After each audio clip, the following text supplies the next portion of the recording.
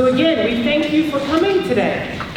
Many politicians in Tallahassee have spent more time seeking higher office than addressing the real problems that Floridians face. All the while, the folks in charge in Tallahassee have made it increasingly difficult for Floridians to make their voices heard. We've witnessed not just the passing of restrictive laws and regulations, but also the weaponizing of procedures, the packing of committee agendas, and the limiting of public testimony. All of this was designed to suppress constituents' voices who have been impacted by dangerous political decisions. I knew, and my caucus knew, that we could not allow this to stand. This could not be the new normal. So we find ourselves here tonight, convening our inaugural summer field hearings. We're bringing the legislature to the people. This week, our caucus convened at the Tampa River Center. We're here tonight in Orlando, and tomorrow we'll convene at a Pride Center in Fort Lauderdale to hear from the folks that those in power in Tallahassee tried to silence. The Florida House Democrats believe that every Floridian deserves the freedom to be healthy, prosperous, and safe. Inspired by your stories today, we will continue to work towards that more inclusive, more positive future. So thank you for being here tonight to stand up for what you believe in and to help make a truly free Florida possible. Because I don't know if y'all heard, we're supposedly the freest state in the nation. So thank you for continuing to try to make a difference for your communities. And again, we are so glad that you are here. Before we begin, a little level setting and housekeeping. This hearing will be conducted like a traditional committee hearing, so please excuse our formalness tonight, but we will conduct things properly and in order. District 43 is very close to the airport. We have Semoran, Golden Road, Lake Under Hill, Corey Ford, small portion of Lake Nona, small portion of Conway. So I am a former school board member, also a former teacher, and I'm, me, I love unions. So I'm here to serve you and to listen to you. I'm very, very excited about today. I'm just looking forward to help and to listen to you. Thank you. Thank you so much, Leader and Representative Lopez. My name is Eskamani. I am so honored to share space with each one of you. Thank you for being a part of this really important field hearing. I'm proud to serve District 42 in the Florida State Legislature. It's the heart of Orange County and includes the communities of Orlando, Winter Park, Belle Isle, Edgewood, Pine Castle, Maitland, and the historic town of Eatonville. I was first elected in 2018. I'm born and raised in this sweet town, and I'm proud to also serve on multiple committees and subcommittees like my colleagues. That includes transportation, infrastructure, state affairs, and my favorite, Ways and Means, which is all about tax policy. I serve as a ranking member of the Ways and Means Committee. And again, it's a pleasure to be here, and we look forward to hearing what your thoughts are, what your perspectives are, and bringing, of course, the lessons learned back to the state capitol as well. My name is State Representative LaVon Bracy Davis. I have the honor, privilege, and pleasure of representing House District 40, the fierce, the fabulous, the fantastic House District 40. And it is indeed an honor to serve with my colleagues in the Florida House. House District 40 is Ocoee, Pine Hills, Lockhart, Rosemont, Mercy Drive, the Fairgrounds. And I'm thankful for House District 40. It goes all the way from Ocoee all the way to I-4. And the main artery in House District 40 is Highway 50. Thank you all for being here. Really appreciate HDO and Leader Driskell for this vision. I thought Leader Driskell was going to open us up with a dad joke. That's what she's known for in the caucus. I was looking forward to that. We haven't seen each other because now we're back to our district. We haven't seen each other in some time, and I just knew she was going to open with a dad joke. But be that as it may, thank you for this vision. I think good leaders are leaders that listen. So I'm going to be quiet because I want to get to listen. Good evening, everybody. I'm Tom Keene, and I represent proudly House District 35. I was elected this past January in a special election, so I don't have the same amount of experience of my colleagues up here, but I did get an opportunity to serve one session so far. I was on the Infrastructure Strategies Committee, the Resilience Subcommittee, Insurance and Banking Subcommittee, my favorite one, and the Post-Secondary Education and Workforce Subcommittee. Real quick, House District 35 encompasses the east side of Orange County.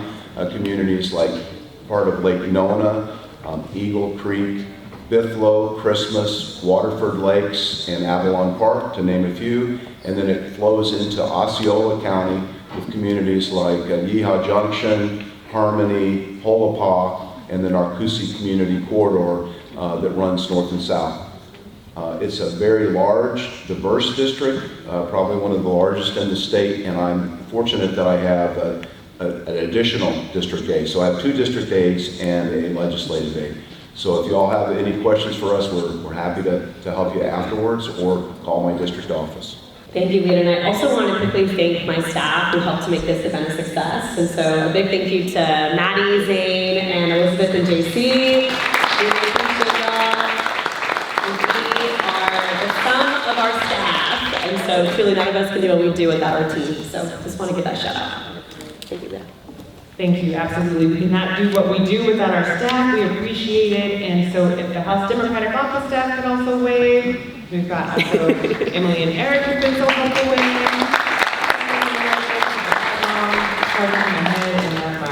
Okay. Jose Rodriguez, Deputy Director, Alianza Center.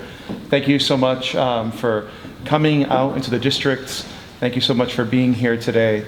I represent a wonderful organization. We stretch across the I-4 corridor. A lot of people don't know that about Alianza Center, but we have offices out on the coast, on the east, and we stretch out into the Gulf Coast with organizers over in the Tampa area. Being stretched out, one of the things that we see and we hear often are different diverse stories, and that is why your idea of the story booth and the telling of stories is really important, because as Latinos, as Hispanics, as immigrants from many places in Central Florida, me being from Puerto Rico, we're often painted in one stroke, one color, and the diversity of our communities often isn't seen. And one of the things that I wanted to speak about today on behalf of Alianza Center, the Puerto Rican community we represent, but also the greater Latino community that we serve, is the importance for when we're seen and heard. We do feel that you're attempting to hear and see us, the importance of responding to our communities in the diversity of our districts. Latinos in Rep. López's district have a very different context than Latinos in Rep. Eskamani's district. And getting to know us, getting to see the context we live in, not only allow for lawmakers and for leaders to be culturally competent, but also contextually responsive and respond in ways that make sense. This summer, Alianza Center is continuing in its tradition of summer camps for children. We have them in Kissimmee, we also have them in Orlando. And you would think, okay, it's simple, a Spanish summer camp or a bilingual summer camp for children, but the children in Orlando have very different needs than the children in Kissimmee.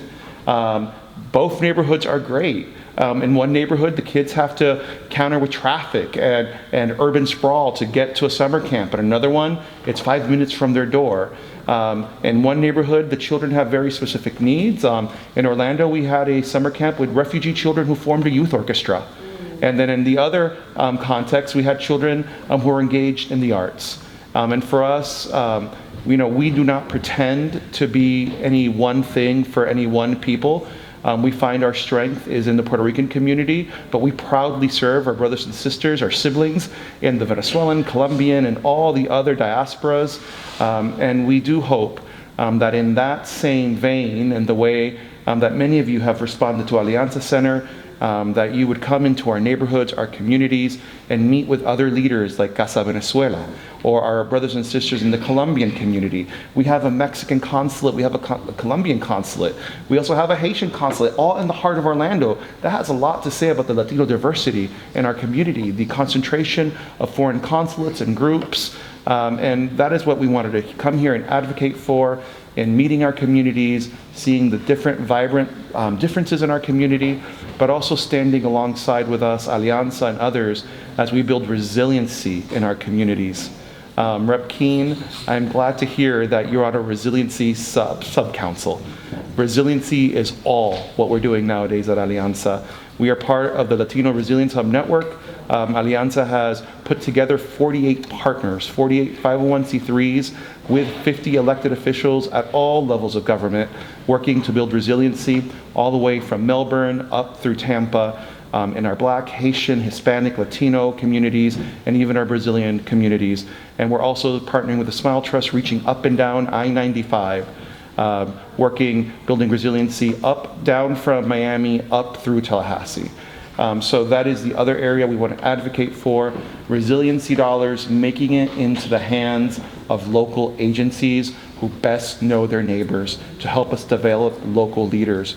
Right now, our counties and our local governments are doing a great job at running their own resilience centers, but we have a lot of mom and pop, a lot of neighborhood, a lot of resilience centers running out of churches, not-for-profits, schools, rental units that are meeting the needs of diverse communities. And we do ask on our behalf, on their behalf, for you to also hear and see and acknowledge, hopefully through funding or through other diverse means, uplifting resilience centers, workers, families, and all our communities. Thank you. Good afternoon, everyone. Thank you so much for having this platform and allowing us to come before you and speak. My name is Shannon Curry, and I am with Florida Rising. As a Talent and Equity Director in our organization, one of the key roles that I have is supporting our leadership team in all things talent strategy and our organizational structure. I want to tell you a little bit about Florida Rising. Florida Rising is the largest independent political organization in the state of Florida. We are also the largest grassroots organization and membership based in the state of Florida. While we welcome allies of different backgrounds, our major focus is on the Black and Brown community. So we believe in putting everyday people at the center of politics, policy, and power building. We have over 1,000 members in our organization and over 100,000 supporters while we operate in 10 counties across the state of Florida. Within our day-to-day grassroots efforts, we see the impact of anti-DEI politics in the lives of our members. We hear their stories and we see the aftermath and devastating policy initiatives on a state legislative level and locally.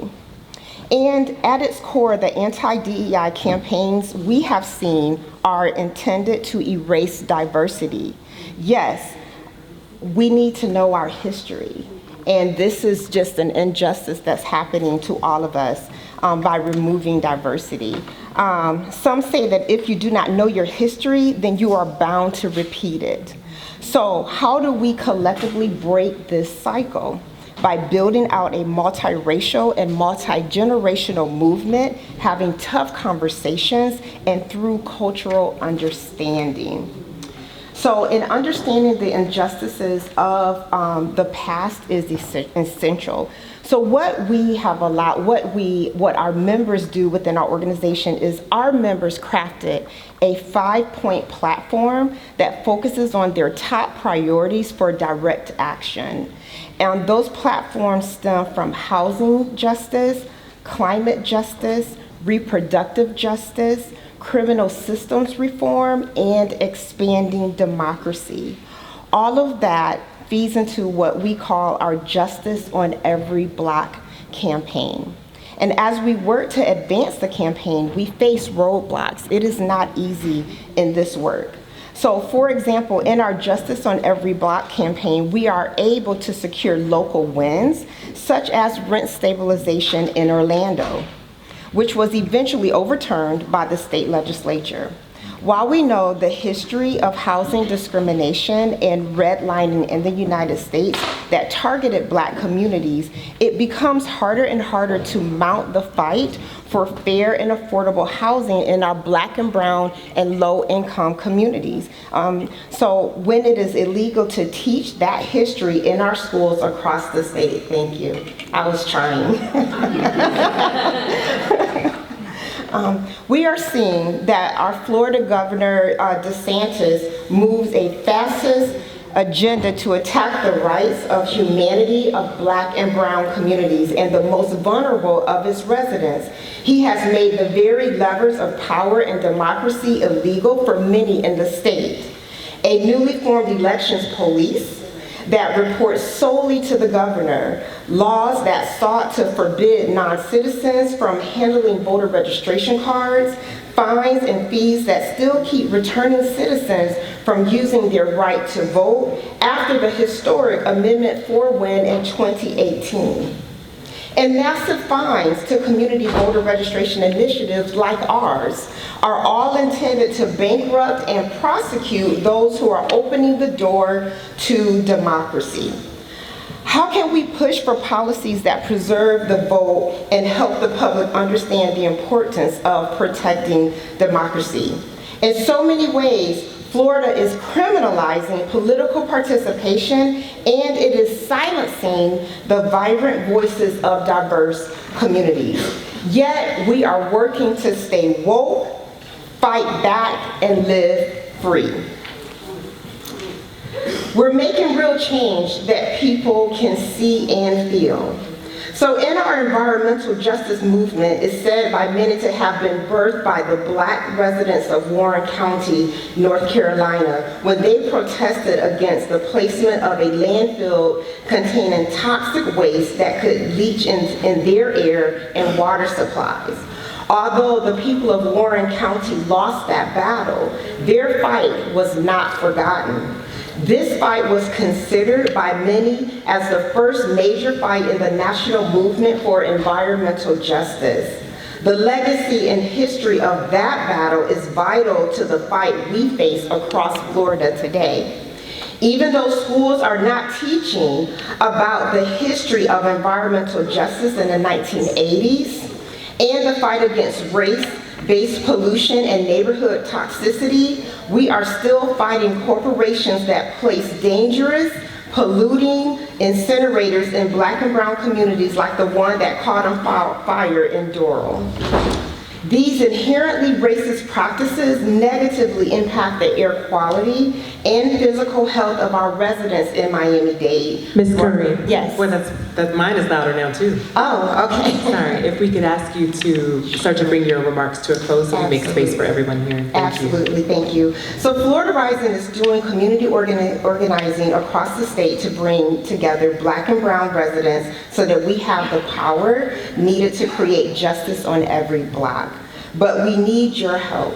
So thank you for giving us more space to speak up and be heard, and we look forward to joining the national movement to protect and preserve diversity, equity, and inclusion, and the right to educate and mobilize around the issues that matter to our people. So thank you. Dr. Fentrice, a policy analyst at Florida Policy Institute, an independent, nonpartisan, nonprofit organization dedicated to advancing policies and budgets that improve the economic mobility, the quality of life of all Floridians. And I'm also a proud resident of District 42. And I want to briefly raise an issue that's central to all of our lives, our tax code. A century ago, in 1924, the state of Florida outlawed personal income taxes with the promise that not taxing wealth would attract more wealth, and in doing so, lift all Floridians up. It's been 100 years, if you look around, the promise has not come to be. Yet, despite the experience of Floridians, tax policies in our state continue to appeal to the same unfounded promise that a rising tide will lift all boats. Today, as a new report by the United Way explains, almost half of Florida households struggle to make ends meet. That's 4 million households across Florida that are either struggling to or cannot afford basic necessities like housing, childcare, food, transportation, and healthcare. To make matters worse, our tax code, which favors wealthy residents and businesses, also overburdens the same households that are struggling to afford the basics. In the Sunshine State, the lower one's income, the higher one's overall effective tax rate. In other words, our tax policies not only make it harder to afford living in our state, but they also jeopardize the quality of public services. To be fair, a balanced and fair tax code can support highways and roads, a justice system that helps people and businesses, healthcare, safety net programs, high-quality public education, public parks, clean air and water infrastructure, and public libraries and community centers. These are the cornerstones of a community that attract and help people thrive, not empty promises and rhetoric. Unfortunately, our tax code as it is now does not do this. But on a bright spot, recent policies like Florida's permanent sales tax exemption for baby and toddler items, including diapers, efforts to lower insurance premiums, and tax credits for employers who provide child care services point to new possibilities and ways to uplift those who need it the most. For the upcoming session, policies like combined reporting, which Rep. Eskamani has championed, ought to be a priority. Currently, multi-state corporations can avoid paying Florida corporate income taxes by shifting profits to tax havens. Combined reporting aims to close loopholes and ensure that large corporations pay what they rightly owe, which could surpass $1 billion annually. To date, states like Alaska, New Hampshire, and Texas, who also don't have personal income taxes, require combined reporting. Also consider the Working Floridians Tax Rebate Program, which Representative Gant sponsored this past legislative session. The Working Floridians Tax Rebate Program would boost the Federal Earned Income Tax Credit, or EITC. In 2022, nearly 2 million Florida households received over $4.9 billion thanks to the EITC. The Working Floridians Tax Rebate Program would increase this amount by 20%, providing even more support to households who are already struggling to afford the basics. To date, 31 states, DC and Puerto Rico have enacted their own version of the EITC. Finally, to uplift those who need it the most, tax policy reform needs to move beyond temporary 1 to 2 week exemptions. We've had a century of tax policy for top earners in Florida, and it's time for a new approach. Thank you for allowing me to speak on this issue. I chair the DEI committee for Orange County Arts and Cultural Affairs. And our discussion with the organizations, in terms of DEI, what we see as a committee, we're not really satisfied. So we're working in making it better to see the impact that we're making, because we're not seeing the impact. And there's probably several reasons for that. But I wanted to speak on behalf of the Haitian community that I live, I work in the community, and I see the influx of the newcomers coming in, and there seems to be no support, lack of services, underserved, underrepresented. I would love to say it's because we don't have a person or an elected official that is from the community or from the Haitian community. We've had Victoria Siblin, who was the county commissioner. Since then, we've seen things as going from bad to worse, like a lack of representative in the Haitian community. We have a group of Haitian people coming from the, what we call the Biden program, the humanitarian parole program, and lack of jobs. They don't speak English. They come here legal. They apply for their work permit. There are no jobs. The language barrier is one thing, but there are work that I know these people can do. A lot of them, since January 2022, is that when the program started, 23? They are at Disney, they are at the hotels, they are working. And most of them don't even know how to read and write, but they are working. But a lot of them are not being employed. A lot of them have been discriminated against because of the language barrier, because they know that they're from that program. So I'm saying if that opportunity is open to them, that they are here, there needs to be something done. Earlier today, several organizations, we got together with FLIC, and we met to discuss the dire need of the Haitian community. I know housing is a crisis for everyone, but having them on the street, we want them off the street. And we don't want that to hinder their family members, because they're the one who sent for them, and then now there's no work, no space for them to stay. And I wanted some someone to be accountable, to don't just show up at the churches when you guys need vote. Please be where we need you to be. We need to hold someone, I don't know who it is, some elected officials who really care about my Haitian community accountable for some of these things. Good evening, everybody. My name is LaVon. I'm a political science student from the University of Central Florida, as well as a youth engagement organizer with Florida Student Power. In this past year, particularly in 2023, our organization mobilized over 50 youth to the Capitol to display what we call our youth agenda. It's a number of bills that the youth around Florida have come to support and some we have come to oppose.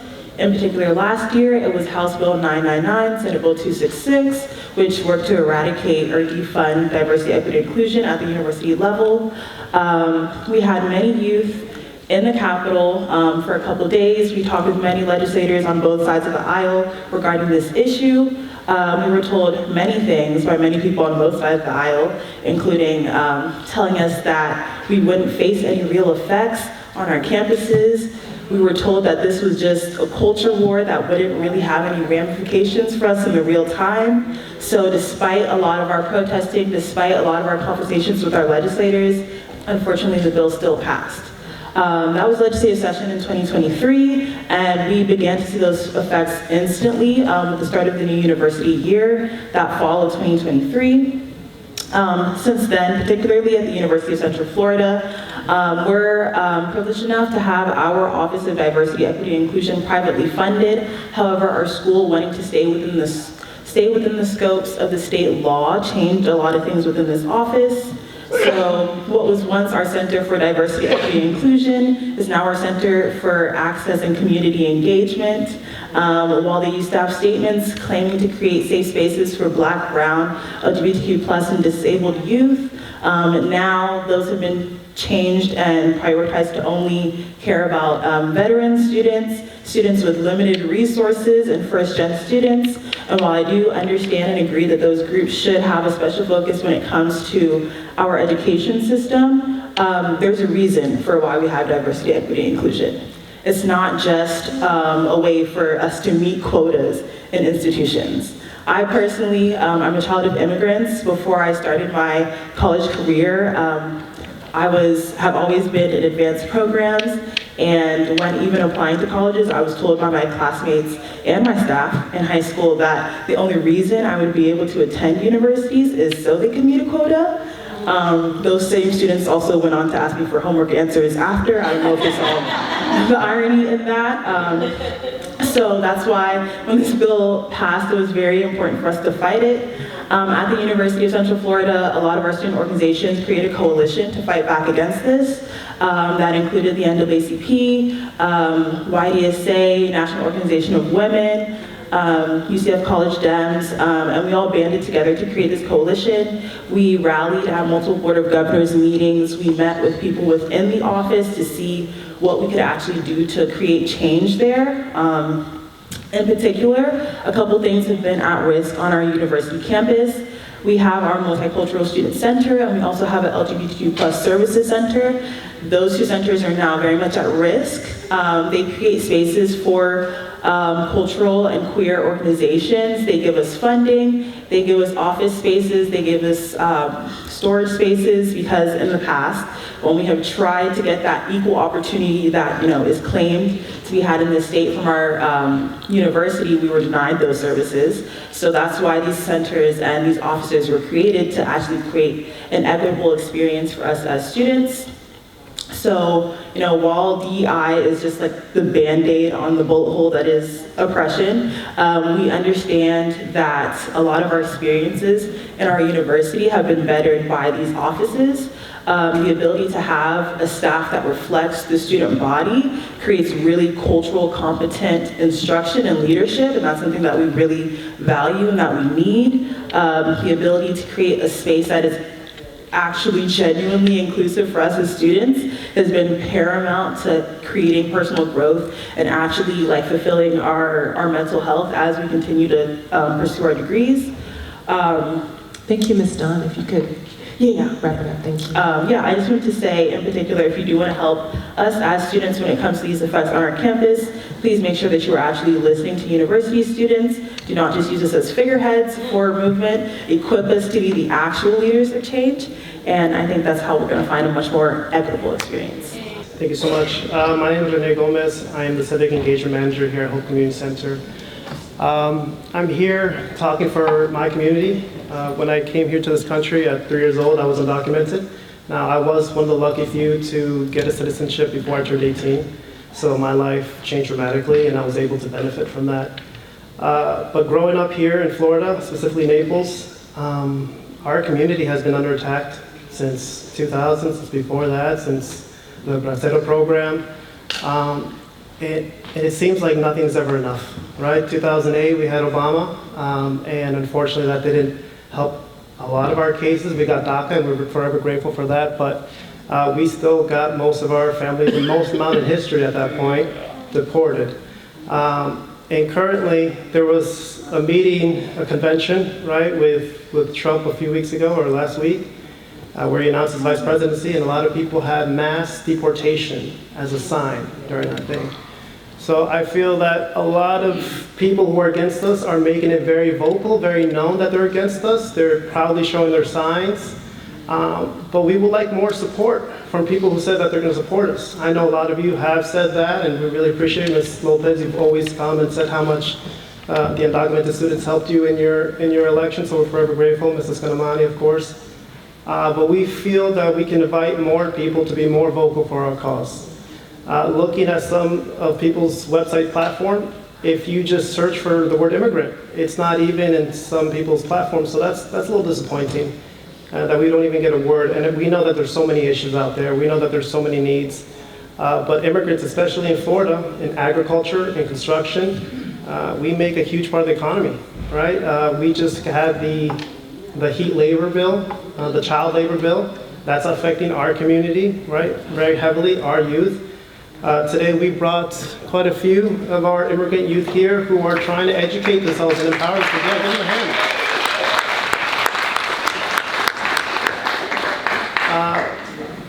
You want to stand up, guys?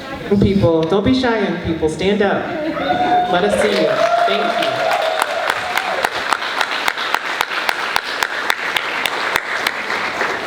And in the row in front of them, we also have some very strong and empowered ladies who are also volunteers, so I want to give them a shout out as well. Thank you so much. But yes, to my point here is that we definitely need a commitment for your support and help. Texas passed a law which basically gave the rights to their local municipal police to act as judge, jury, and executioner when it comes to deporting our families, and that'll most likely get passed in the next legislative session here in Florida. They're probably going to have a copycat law. So we would love to hear what you all committed to helping us in that regard. Driver's license, right, is a huge thing. We know there's many states that provide driver's license for undocumented immigrants, and that helps our community just to work, to make a living. We're not asking for everything. We're not asking for handouts, just to be able to work. I would be remiss if I didn't talk about our LGBTQ immigrants as well, right? They're the ones, and that intersectionality, they face more than people who are not LGBTQ, right? Especially with trans and all the issues that they're going against. It's even harder if you're undocumented and LGBTQ, so I can only imagine the difficulties there. So I just want to end this with saying that while we do have champions, and I appreciate everyone who has, we need more champions, right? We need more people to come to be vocally supportive of us, to say we have your back, and to not be afraid that they might lose some votes, because we're people too. We make a huge population in this community. Even though we may not vote, we have loved ones that can and that will vote for us. So thank you so much for your time. Good evening, everyone. So my name is Salvador Rosas Jr. I am currently employed at the Hope Community Center, nonprofit organization in unpopular. I ended up getting a new role recently where I used to work with our youth and families department, mostly focused with our high school students, which how Renee mentioned, some of them are here representing. But I ended up getting a new role of being a youth organizer. So to start off as me being a youth organizer, it was very tricky because I didn't see myself organizing my community. But as soon as my coworkers started mentioning to me, it's important to share your story with others to see how powerful you really are just by sharing your story. It kind of gave me a light bulb and realized that, youth organizing might be my passion. The reason behind it is because, once again, I was able to come out. I'm doing this in front of some of my students, my 2 younger brothers who are also here. And it's very powerful because, the one thing that, if I'm going to fight for something, it's definitely for my family and my community members. And we've mostly focused a lot with immigration. And me and my brothers, us being in a mixed status family, is very difficult for us. When SB 1718 ended up passing, it was very difficult for all my family members. We had friends who ended up leaving the state, moving to other places across the country because they felt that they were going to be more free elsewhere in the U.S. But the thing that impacted us the most was realizing my mom had lost her dad, which happened during COVID in Chicago. And then she also ended up losing her grandparents who passed away in Mexico, all within 3 months. And so it was very difficult for my mom. And then for SB 1718 to end up happening and then causing more pain in her life, it ended up causing more pain for me and my brothers. Realizing that she had fear of visiting her own mother. Because she felt that, she might end up getting stopped, and then next thing you know, she's gonna be separated, not just from her parents, but as well from her children. And so it's just that huge fear of separation that, a lot of people from our community fear.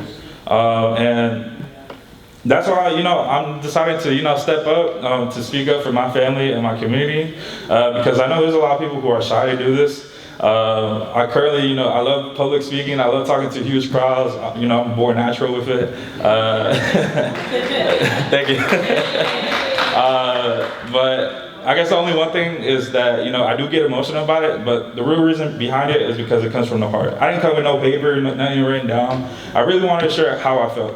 And so, this is, once again, the one thing I'm really standing up here for is, fighting for immigration reform. One day, I'm praying to God that one day my parents are able to, get citizenship. That way they're able to go back to Mexico and visit their loved ones. Me and my brothers are actually going to Mexico this December. And for like the little one, it'll be his first time ever. And it's just, that makes the happy moments for my family. Knowing that we go back where they suffered, they brought us here to the U.S., we're all in college, we're doing our best, and that's what I call free in America. Thank you. Hello, my name is Valeria Casas, a high school student. I came here today to speak for my family and community. I come from a youth group called Sin Fronteras, Without Borders, from Hope Community Center. Today I stand brave enough to speak in front of you. I come from a mixed status family with parents being undocumented, growing up not knowing what it meant for my parents to be in fear. Coming in my 3rd grade year when Donald Trump became president, hearing my classmates ask me where I'm from or where my parents are from, saying that my parents are getting sent back to Mexico, to thinking I would never see them anymore. Growing up, translating every doctor appointment for my parents to filling out paperwork to asking myself why my parents are the problem here when my dad works up to 40 or more hours a week on concrete on these hot days. When he works to give me the best he can, my mother working and taking care of us, to wondering why they can't travel around the world with me, to why they don't have a driver license, or why people put them aside. I have not just seen my family, but my community be affected with all of these new laws about immigrants. We are not the problem, we are the solution. As in my eyes, I see hardworking people wanting to see a better future for themselves, not just because of one person's mistake means you get to judge the rest when they are humble and hardworking. Thank you. Good evening. My name is Ladera Royal. I am the secretary of the Orange County Classroom Teachers Association. First, let me begin by saying, forgive me if I am not as polished as usual. I had all this wonderful statement and speech written out, and as I was walking outside, my phone drops in the water, my screen goes black. So, Needless to say, I'm here because I understand the assignment, so here we go. So we're now living in a time where teachers' unions, where educators, for some reason, we are now the poster child of what is wrong with Florida and America, right? Who wakes up to attack educators day in and day out. So there are some things that not only would I like to address and see make happen for teacher unions, but for our students as well, which we are here to serve, especially here in Orange County, excuse me. One is the evaluations process. In 2023, a broad law was passed that the superintendents would have total control of evaluations. Well, if you understand the evaluation process, that's also tied to teacher pay as well, which is a working condition. So therefore, we can no longer or bargain on how evaluations impact teachers, that thereby affects our way of life and how we earn our living. Once again, that is tied to the evaluation process. So I'd like to see something done that would, again, readdress that law. So therefore, more constraints will be placed on that, and it is more specific on what our school districts can do, and that we do not lose our bargaining rights as it refers to evaluation. Next, I'm gonna move quickly as I can, because we do not have to be long to end strong, right? So we were promised that there would be an addressing of laws, of all these laws that affect how we are able to educate and move in the K-12 public school system. Not many of those laws were addressed. As you may know and have heard, Florida is now number 50 in teacher pay. We who help your children, help our community, we now getting paid less in the United States of all school districts. And mind you, we are the 8th largest school district in the United States. There are 19 laws that govern how teachers get paid. 19 of them. We would like to see those reduced.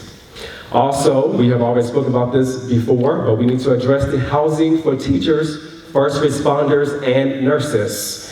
We currently, here in Orange County, have teachers, we have educators who are homeless. They are living in hotels, they are living in extended stays. How can we stand in a classroom and tell a student that education is the way to go if their own teacher does not have a place to live in their own community? We need funds to close achievement gaps, and we need to protect efforts and programs for diversity, equity, and inclusion. Orange County is 70% minority, and we are an urban school district. If we continue to allow the attacks of diversity, equity, and inclusion, how can we thereby meet the needs of our students, who, once again, 70% of our school district? We also need efforts made to see educators of color or BIPOC to teach advanced and gifted courses. If we want to see more matriculation into college, students need to see themselves in the classroom. They are not going to take ACE, they're not going to take AP or dual enrollment courses if they do not see themselves represented within those type of classrooms. We also need to see accountability of private and charter schools. If they are going to use our public tax dollars, they should have the same standards, same measurements, all right, and the same sequences as public schools. We are now losing positions. We're now losing teaching positions to charter and private schools because simply they do not have the same standards and the same measurements of graduation.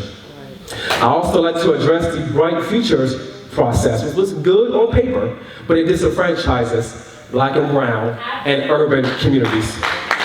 Each year, our governor moves up the scaling score of what is qualified for Bright Futures. So unless you can afford a personal tutor for SAT or ACT, how can you meet a score of 28 or 29 when our schools, we cannot afford the test prep for our students? Again, we are an urban school district, low socioeconomic. I know you're about to cut me off. Next, high school graduation requirements. All right, I was passing 2 tests or not passing 2 tests should not stop a student from graduating who has a 3.8 GPA and have met 24 credits. That needs to be addressed.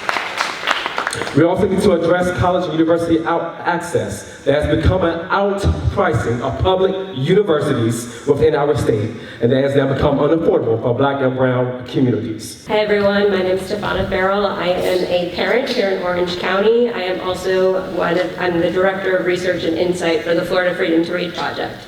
It is a parent-led organization that is fighting to protect access to information in our schools. And I spend about 60 hours of volunteer time a week filing public records requests with every single one of our districts because I will not believe the narrative that we are not banning books in Florida. I have all of the data to prove it. And our curriculum has been impacted over the last few years. Of course, we know a lot about the African American history standards. Most recently, we've had the removal of climate change. There's nothing in the law that eliminates climate change from our science books. And it was just in the news on Sunday, got a little bit buried in the other news of the day. But here in Orange County, we were one of 2 very large districts, Hillsborough being the other one, where we did not teach reproductive health education, HIV/AIDS education last year because the Florida Department of Education had a new responsibility to approve under HB 1069 any submitted curriculum that the districts approved here locally, had voters had the opportunity to speak out on. We approved it here locally. We submitted it on time, September 30th, in time for approval, and the state did not approve it. And so my child, who was in 5th grade last year, did not get his puberty education class heading into 6th grade.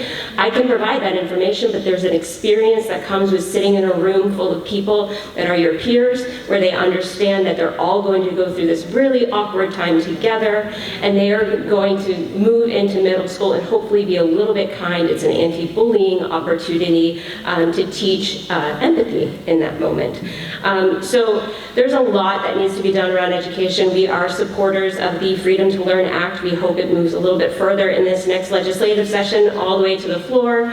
If there is one other thing that I can ask for, when they changed classroom libraries to fall into the definition of library media center, they did not expand the funding of our library media centers. They actually took away categorical funding. So now we have this responsibility for certified media specialists, which they did not provide any extra funding for. They have to approve every single classroom library book.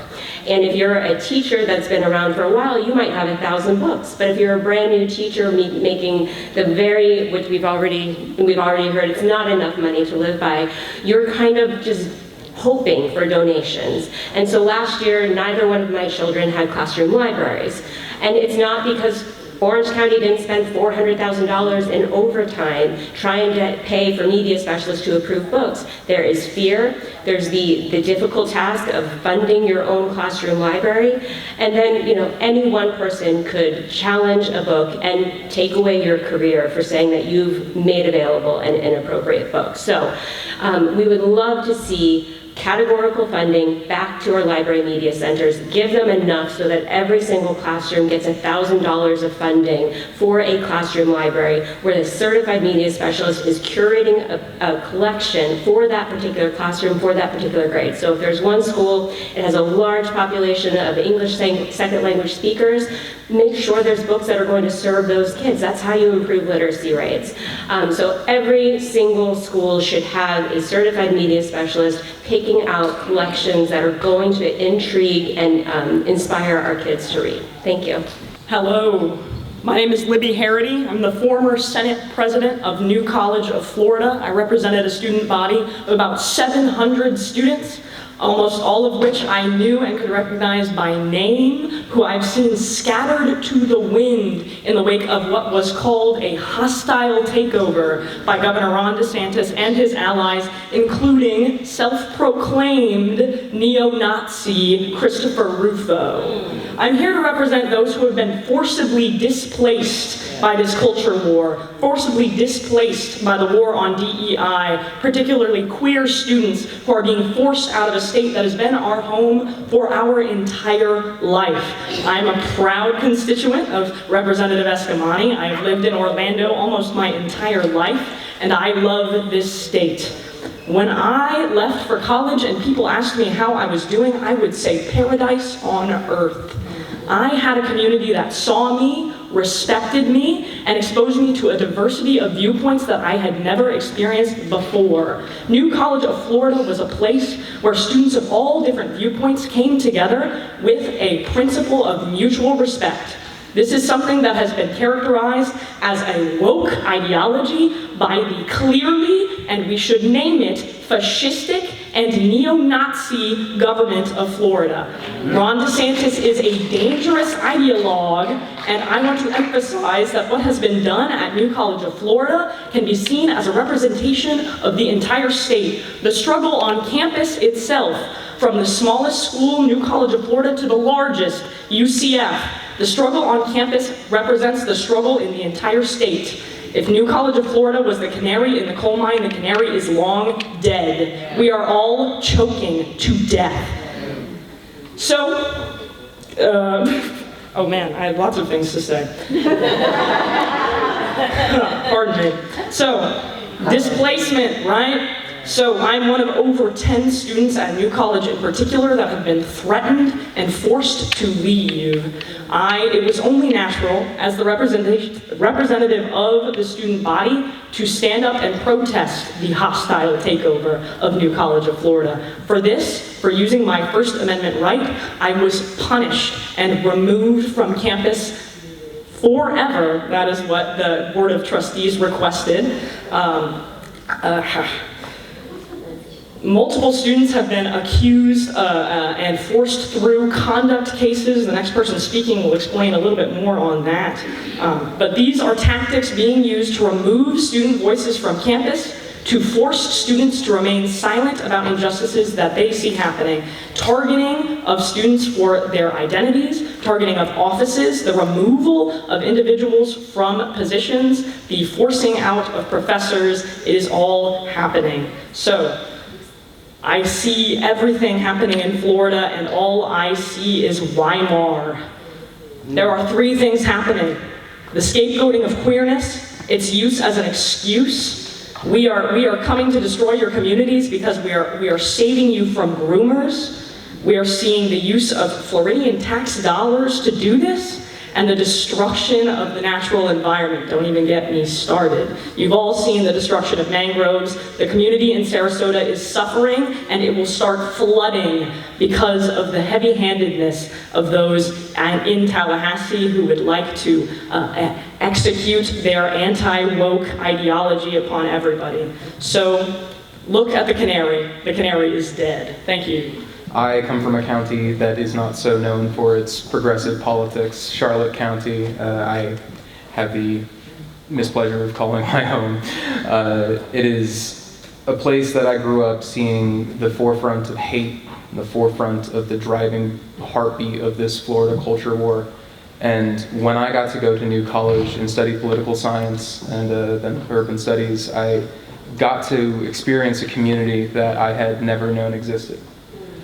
I was able to see the best that New College had to offer in a time where we were seeing our first ever female school president, President Doker. I got to attend her inauguration.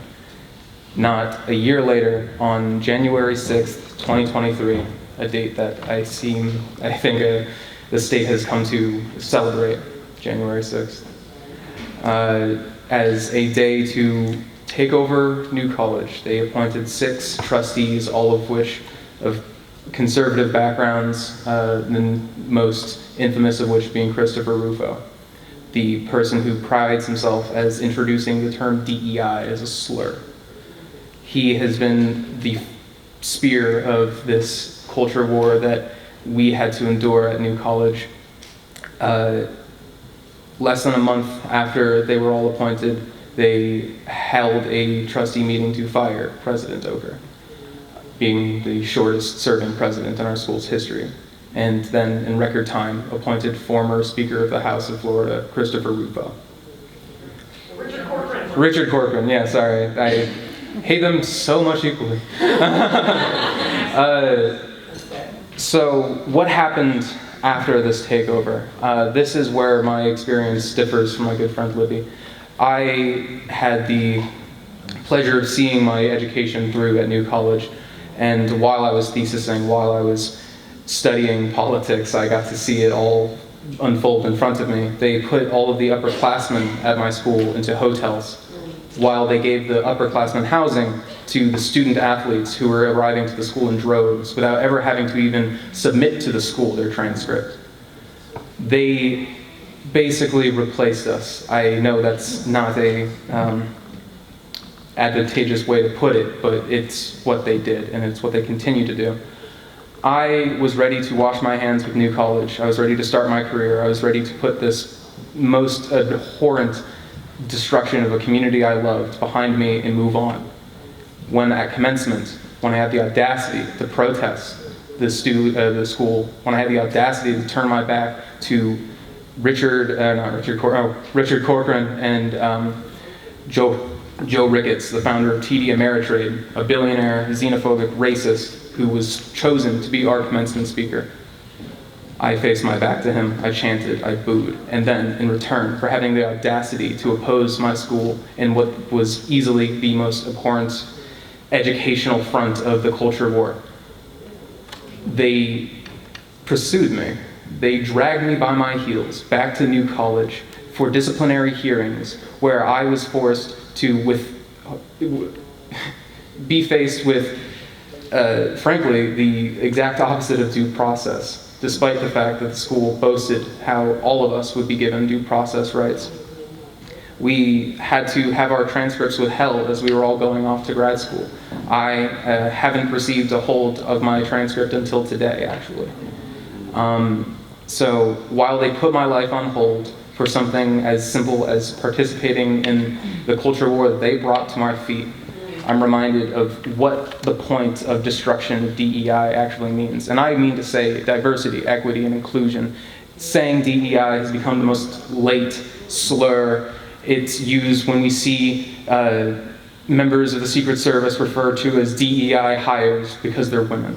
That is what DEI means in the voice of a conservative. It means a slur against women. It means a slur against people of color. It means a slur against anyone who doesn't fit this picture that American conservative is in the eyes of Ron DeSantis. Today, this destruction continues. The environment of New College is being uplifted and changed into, they're destroying the wetlands of our campus and replacing it with a volleyball court. They're keeping students in hotels. They're making modular homes for all of the now upperclassmen who've endured the worst of this away from campus, removing them from the community, making it so that any type of protest on campus is neutralized before it can start. And as we see, this is all that they do. It is all that they are good for. They cannot lead. All they do is destroy.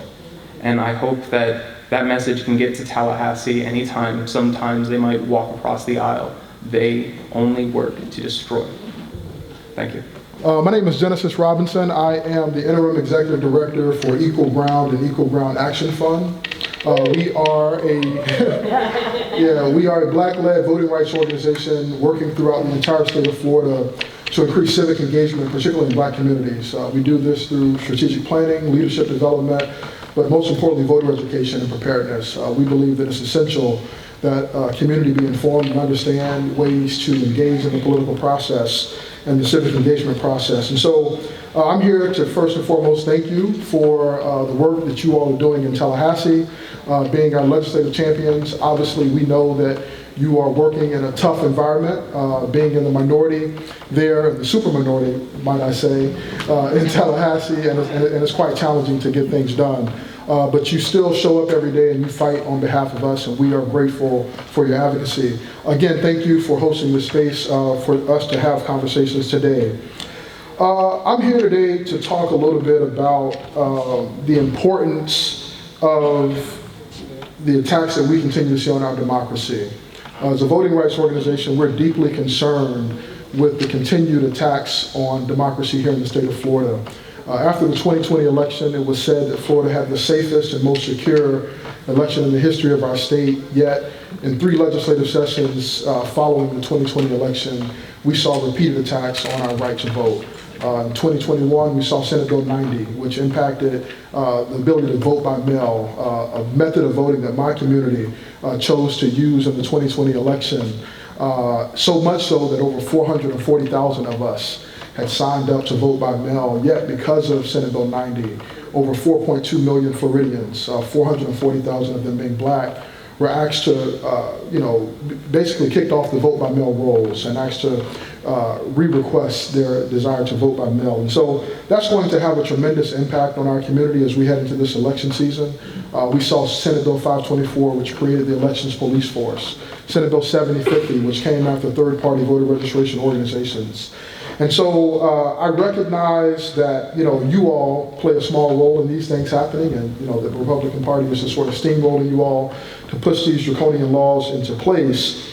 But I just want to encourage you to continue to hold the line, continue to support good legislation like that of our good legislative champion, Representative Bracy Davis, and that of the Florida Voting Rights Act, named in honor of Harry T. and Harriet V. Moore, because that type of legislation is essential. It adds protection to ensure that more people can participate in the democratic process. And when we have more people participating in the democratic process, we don't see legislation that censors, truth and education. We don't see the elimination of a person's right to love who they want to love, use the pronouns that they prefer to use, and make medical decisions that are best for them, as well as the denial of black history. And so in closing, I'll say that as we address these challenges, it requires a comprehensive action and a commitment to upholding the integrity of our democratic process. And I urge you to continue the fight. I know that you're working hard, but please continue to do what you can, because our democracy is strongest when every citizen can participate fully and equally, and together we can create a more equitable and inclusive and just democracy. And thank you all for the work that you do. My name is J.G. Holmes, and I'm a college student studying political science. A few weeks ago, Governor DeSantis boasted to a crowd that he had such a big budget surplus he didn't know what to do with all the money. Actually, I'm gonna give him bragging rights. So listen up. We've got a big budget surplus. I don't need the money. You guys save your money. I don't know what to do with all this money. A surplus is so big. Shocking, right? Especially because I've been on a waiting list for 17.5 years for disability services. Florida is 49 for funding the program. We have the most people in the nation waiting for help, and 40% of us have been waiting over a decade. So there's only one state that treats their disabled population worse than Florida. Meanwhile, Governor DeSantis has got so much money he doesn't know what to spend it on. Years ago, the Supreme Court said people with disabilities have the right to live in the least restrictive setting possible. And they also said we have the right to fully participate in community life. But in Florida, we're put on a waiting list to get those rights, even though Florida is sitting on a gigantic budget surplus. That means the freest state doesn't follow laws that were made to protect people like me. So, how do you like them apples, Mr. Governor of the freest state? Until I get disability supports and services, I can't go anywhere unless it's with my mom. So usually, the highlight of my week is going grocery shopping with my mom to Publix. I really hope I get the waiver soon, because for me, shopping at Publix is definitely not a pleasure. And even when I do finally get the waiver, I've got another problem. The incoming speaker Danny Perez wants to switch us all over to a managed care program. Basically, he wants to auction off my care to the lowest bidder. If the waiver switches to managed care in 3 years, when the pilot program ends, my parents plan to move to another state. So please vote no. I'm in a managed care program right now with Children's Medical Services, and it sucks. It's supposed to be a plan for kids who have severe disabilities, but really, it's all about the Benjamins. I'm supposed to get transportation to places like doctors, hospitals, therapists, but they never show up. In the last few months, we booked 15 rides. 1 showed up. 1 out of 15. And I know if Speaker Perez or Governor DeSantis needed their children to get to a hospital appointment, they'd be totally mad at Sunshine Health if 14 rides didn't show up. I know people with disabilities cost more money, and most of us can't fight back when cuts are made, which makes us easy targets. But someone really should have taught Governor DeSantis, just because people are an easy target doesn't mean you should target them. We live in a state where the governor is bragging about having so much money he doesn't know what to do with it. But leaves severely disabled Floridians like me waiting decades for disability supports and services. I have no words, so I'm gonna let Governor DeSantis sum it up. This is insane. Thank you for listening. You've let us all down, every single one of you, and I'm here tonight to tell you it's time to toughen up. You'll hear sob stories like JJ's waiting 17 and a half years for basic disability services, or there's caregivers like me stuck in the healthcare coverage gap because we're too rich for Medicaid but too poor for ACA tax credits. So what? We live in a state where the real threat is drag queens. And what have you done to protect us from those fabulous menaces? Nothing. You've done absolutely nothing. You've left it to our fearless Republicans to save us. Now, I'm not quite sure what dangers drag artists pose, but one time I saw on social media people were saying drag queens, I almost can't say this aloud, supposedly they go into libraries and read storybooks to children. And not one of you filed a bill to protect Floridians from this existential threat, because you're also focused on trivialities like healthcare, reproductive choice, disability supports and services, affordable housing, and the soaring cost of insurance. Where are your priorities, people? And drag queens sashaying in a threatening manner around Florida isn't the only danger we face. JJ and I have shared often with our Republican state rep, Rachel Plankin, about his nearly 2-decade wait for disability supports and services. We've laid out the unimaginable, desperate, daily physical, financial, and emotional struggles we face.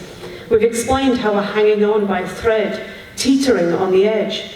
Did Rachel Plankin lose focus and leap into action to help JJ? No, she tackled head-on the monumental crisis of Floridians using a restroom not aligned with their sex assigned at birth. A servant's heart, right? Okay, this actually is a real problem. I've seen men in women's bathrooms firsthand, so this was a good bill. The male I've seen entering women's restrooms goes around the whole state doing it, even in Tallahassee. It's disgraceful, and the culprit is him. JJ.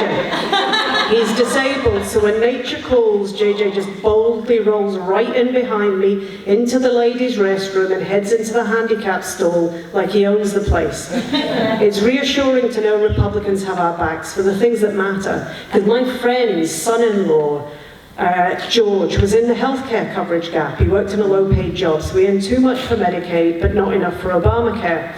And because Florida is refusing billions of dollars to expand Medicaid and letting that money go to other states, George was trapped in the coverage gap. He couldn't afford to go to the doctor, so when he got a sore throat, he waited and he waited and he waited, until finally it got bad enough to go to the emergency room. Once he got there, he was diagnosed with cancer, and it was terminal. George died of throat cancer on March 3rd, but what you're all missing is that George lived in the freest state. Well, George died in the freest state, but you know what I mean. And if JJ is ever forced into a state-run institution because I die before he gets off the wait list, Governor DeSantis will make sure the institution my son is forced into is located in the freest state. What more could any mother want for their severely disabled child? So you'll need to go back to Tallahassee and focus on some real problems that Floridians face on a daily basis. Drag queens, men in the latest bathrooms, yes. I'm looking at you, JJ. Or how about another bill to ban sanctuary cities? The sanctuary cities that Florida doesn't have. I know, we've never had them, but that hasn't stopped Republicans filing those bills, so you shouldn't let it stop you. I have a horrible feeling my words are falling on deaf ears, and the second my back is turned, you nervous Nellies are going to go right back to talking about things like Florida being the victim of one of the biggest ransomware attacks, and how everyone's private and confidential health records were hacked and released onto the dark web. Yeah, what's the big deal? Our esteemed Surgeon General has barely mentioned this massive hack. Boy, was Florida lucky to get Ladipo. And I don't think the governor even knows about the hack. So if they're not worried, why should we be? Unless it's because their records haven't been hacked. No, I'm sure that's not it. So to end tonight, on a serious note, I want to tell you my why is JJ. And every single one of you are JJ's why. Your courage, tenacity, and commitment inspires him to rise up and keep showing up each and every day. And maybe one day, Florida will be a place where everyone can truly be free. Good afternoon. Everyone is like really hungry at this time, so we're gonna be as quick as possible. When you look at the problems that the healthcare workers have in Florida, that most of you have worked with us for many years, is the lack of companionship from the law, from where you're going and protest. Who's going to help you when you have a complaint? So one thing that we can ask all of you is that take the time to stop at a healthcare facility, enter, introduce yourself, and look at the facility. Look how many workers are there. So people make such a little money and work so hard. And sometimes when they complain, what they get is fired. And when the governor of this state fire people and nothing happened at the court, imagine how you feel when you're working. Imagine those undocumented people that are working in the healthcare industry, they cannot say anything, and then, our union sometimes their hands are tied to do what's supposed to do. So first, this is important to make sure that the public funding that go to healthcare facilities are using correctly, that the obligation that they have, like to paying the $15 per hour, so that they're complying with that, and many other things that we all have in common. And I know that when we walk and we call you in Tallahassee, you're always with us. It's my first time with Leader Driskell, so pleasure to meet you. But I cannot, people cannot leave their color in their house, and I cannot leave my ethnicity in my house. So I'm also Jimmy Torres, a leader of the Puerto Rican community, and one thing that I want to make sure that you also help us is we need to make sure that we look at the budgets of all the counties and the cities and the disbursement of the money that they have to help the communities are spent in the right places. Sometimes some groups get too much support and the others are just invisible.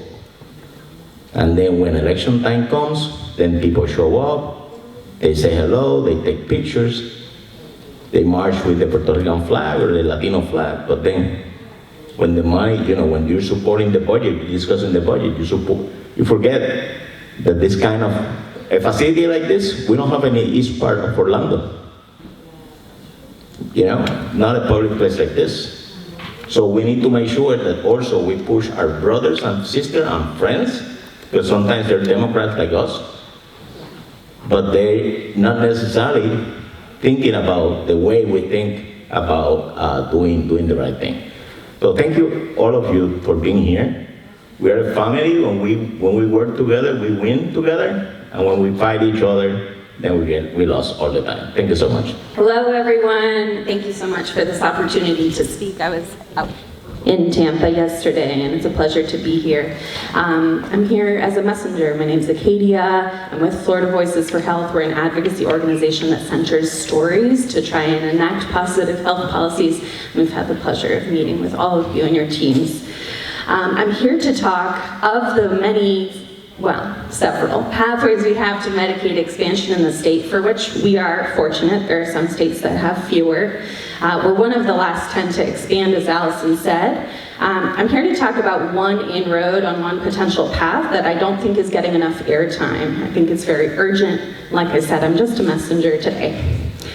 So Florida is currently undergoing a hospital closure crisis. I'm not sure if you all have noticed. It's impacting towns and cities across the state, particularly rural communities are being hardest hit, but we just saw in Rockledge, Melbourne, 8 hospitals across South Florida and in Brevard area closed, as well as Diagnostic Medical Group, which lost 50K patients back in the Tampa area where I was yesterday.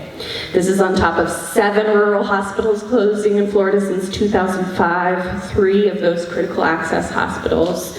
I think you all might remember during the peak of the pandemic just how dire the need was in North Central Florida. This was in 2020 that those 3 hospitals closed, so I'm sure you can imagine how hard that was for communities.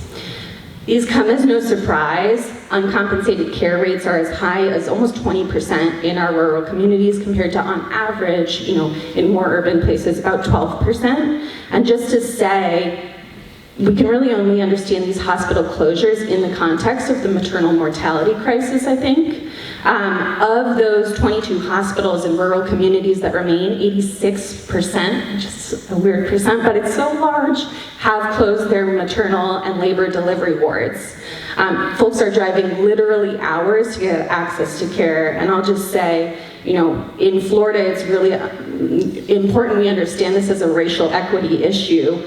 We see a staggering 28.7 deaths out of 100,000 live births in Florida on average, which is awful. For Black women, that rate is an absolutely devastating 75.1 deaths per 100,000. Catch my breath. So just to say out loud, since the start of the pandemic, Florida Voices for Health's team has been out in rural communities talking to folks impacted by closures. And what I want to relay is that we're seeing bipartisan interest across the board for folks to talk about health systems reform. Hardworking Floridians are desperate for health systems change. Nurses are seeing rural moms for the first time at 9 months pregnant, right before delivery with no prior prenatal. OBGYNs are sharing stories of babies being born on the sides of roads. Families are going day after day after day, hours to that hospital. If they can afford transportation and a hotel stay, they're lucky because their induction dates have been so delayed due to backlogs. It's absolutely bananas, I'll just say that. So I'm here to say, you all are our champions. I know I'm preaching to the choir. We're at a perceived impasse, but what I want to illuminate for everyone is that our hospital systems were in favor of Medicaid expansion and can be again. Virginia, North Carolina, the hospital systems stand to benefit, and they foot the bill for the 10% that is due to match the 90% that comes down from the state. These are our own tax dollars coming back to Florida. And just to say out loud, the hospitals have an incentive. Our rural hospital systems is literally a lifeline for them. They're disappearing. I want to say, please think of your relationships, the folks you might know who come to talk to you. The next time you have a leader from the hospital system, ask them about their thoughts, what their relationships are like, if they have the space to have conversations about expansion. I know there was a press conference just last year in Broward of hospital leadership. We're seeing it more and more. And just to say out loud, I want to help carve out space in this system for more of that. So the ballot initiative is also ongoing for 2026. I hope everyone's aware of that. There's other paths to expansion. In the meantime, I thank you all for your leadership and continuously bringing this issue to the forefront, centering Floridians and our health and our sites of support, so thank you very much. Florida Decides Healthcare is the 2026 ballot initiative. You can sign, there's petitions right there, they'll send them to you, or you can print them, fill them out, and send them back. English, Spanish, and Creole are available. On the website, Florida Decides Healthcare.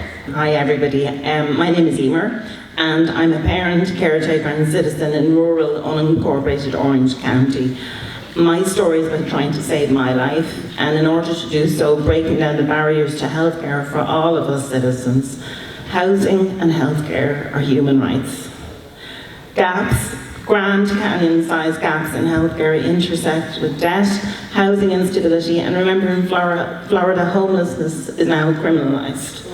But we keep looking for truth and joy because, as James Baldwin said, the things that tormented me most were the very things that connected me with all the people who were alive, or whoever had been alive.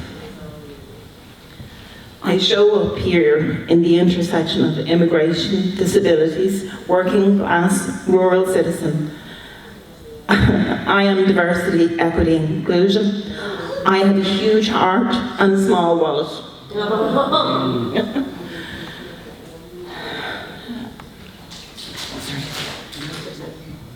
I've been blocked from accessing healthcare and live long with an intersex endocrine disorder which has a proven inherent known fatal risk for cardiac arrest. Despite repeated efforts to get support this year and get accommodations for disabilities, every application was ignored or voided without explanation, while the state and government agencies' own published qualifying criteria were being ignored and discriminated for my family. Because of blocked access and refusal to honour basic civil rights for persons with disabilities, I'm lacking basic life-saving prescription meds, and I'm so full of hurt and rage that my promise here today, tongue-in-cheek, is that, like a character in a book, if we still have books, is that I will haunt and persist past the grave. There are many of us Floridians are brutalized by systems and misuse of power because of colour. I know UCF students are told that 504 plans don't exist anymore and have lost bright futures as a result. I know this came up earlier.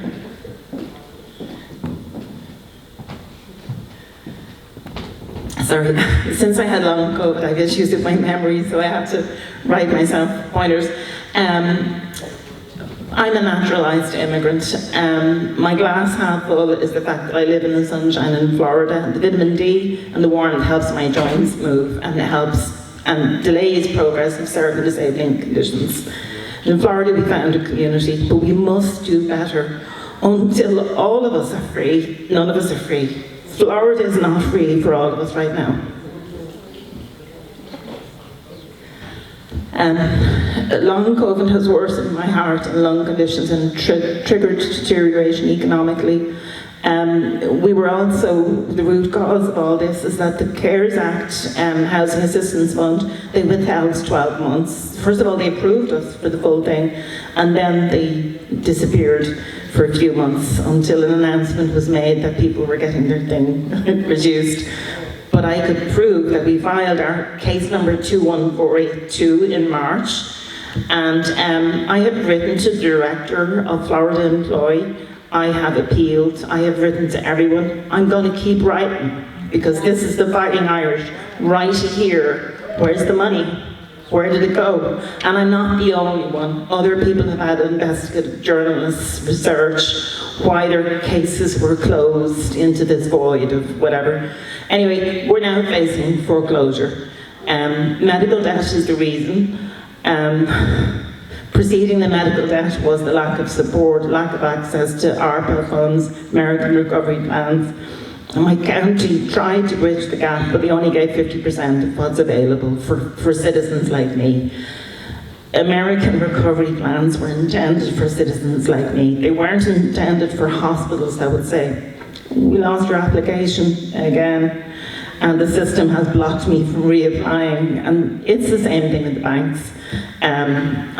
3 days after I filed a consumer finance investigation of the banks losing everything as well, we were filed with foreclosure. And I've never been bankrupt. What you see is what you get. And we're working, hard-working class family. I'm a caretaker. We're doing our best. And I uploaded the receipts. You want to sue me? You get the receipts. So it's all there. You know, I am concerned about the whole neoliberal thing going on, banks taking over, investor-owned banks taking USDA loans. That, by the way, I've been paying a premium for the USDA loan to be guaranteed. Couldn't get help from my congressperson. So I just keep screaming into the void like a mad Karen. I also, 3 years ago, post-pandemic, I applied for Social Security disability, several major conditions, and I've been repeatedly refused since. The repercussions for this is I'm needed in my household, and you know, I refuse to die. Okay. I'm sorry, Emer, we gotta we gotta more people lined up. Yeah, so love for you to. So basically, thank you for today, for listening to us out. I want to say that the dishonesty is triggering me, and only at a county level have we had a help, and is there more ARPA help available? I want to say that this is a racial justice and a justice issue throughout the world. Ireland was occupied for 700 years. Right now, students are being targeted for standing up for genocide and famine going on in the world, and it is wrong. It is wrong. It is brutal censorship, and it's the only thing that's worse than actual censorship is brutal censorship. I want to say the name, if I can scroll down, but I'm scrolling as fast as I possibly can. I want to say the name because another person lost their lives when they reached out for help. And I want to say the name Sonia Massey. Yes. I want to say that as 2025, Project 2025 looms around the corner, I'm pleading with people to see healthcare in the context of part of an intended targeting of minorities, with stripping of food stamps, funds like Medicaid, but also to all of us show up for racial justice, because working class, white, Indigenous and Black and brown people have common struggles. And in the final Irish saying, we are each other's shelter. I had a lot more to say, but since the time is cut short, I'm going to skip down to... We'll still get to 3 minutes as much as we can. Well, I was told 5, so... We'll do our best. You're recognized. I just want to thank Genesis and Justin Jones from Equal Ground for inviting me, first of all, and for allowing me to go to Tallahassee in February. I won't get into all that because we don't have time. Dear legislators, thank you for your opportunity, and since I'm limited to the 5 minutes, I've chosen to speak on something that is crucial to us all, because water is life. In Florida, drinking water is toxic. And horrific slaughtering of our precious native Florida bear. On December 1st, 2022, EPA issued administrative determination that Florida's current standards, last updated in 1992, do not reflect the science and current habitants of Floridians. Did you know that corps pay an annual lease of $115 a year to suck millions of gallons out of our aquifer a year? That's something some of us pay for 1 month for our water. Our aquifer is being sucked dry. So why is this being allowed? This is part of what is destroying our state and its precious aquifer. Water is life. Most of us remember under Governor Scott the Mosaic phosphate mine that poured tons of toxic waste into our aquifer, and no change happened, except unfortunately, he became our senator. Look. Now DeSantis made it illegal to use toxic waste to build our roads. What are the long-term effects of drinking chlorinated water? Studies showed increased risk to cancer and reproductive and developmental effects. That's what Florida does. Crap on a stick. My phone keeps, all right, here we go. My phone keeps going crazy on me. Okay. So let me get back to where I was, I'm sorry. What are long-term effects of chlorinated water? Studies showed increased risk to cancer, reproductive, developmental effects. That is what Florida does, and the chlorine to disinfect. Did I hit a button? You're good. Okay. There are so many toxins that cause cancer in our water that aren't acceptable. I challenge you all to read your water reports and understand these guidelines are decades behind what they should be. And why is any amount of toxins that can cause cancer considered acceptable in any drinking water? I'd like to share how the toxic drinking water has affected me and some of my Adams Ridge neighbors whose water comes from OCU's Western Corridor. 4 years ago, me and my dog Sophie were very sick. Doctors couldn't figure out the cause of multiple rare autoimmune diseases attacking me. We kept smelling waste in our water. My neighbor's 2 dogs suddenly died within a month of each other. I immediately contacted OCU and the Department of Health once I smelled it, because I knew it was the water that was killing us. OUC came out, smelled it, and before testing the water, they completely flushed my home, which immediately I questioned as they did it. Why not take samples directly from my faucets and showers before flushing? The EPA clearly states not to flush contaminated water before sampling. When the Department of Health came and told me OUC basically flushed away the evidence and contaminants, but suggested they put a flushing device in front of my home and keep water circulating, I can tell you that did not work. Suddenly, instead of smelling crap, our water smelled and tasted like chlorinated pool.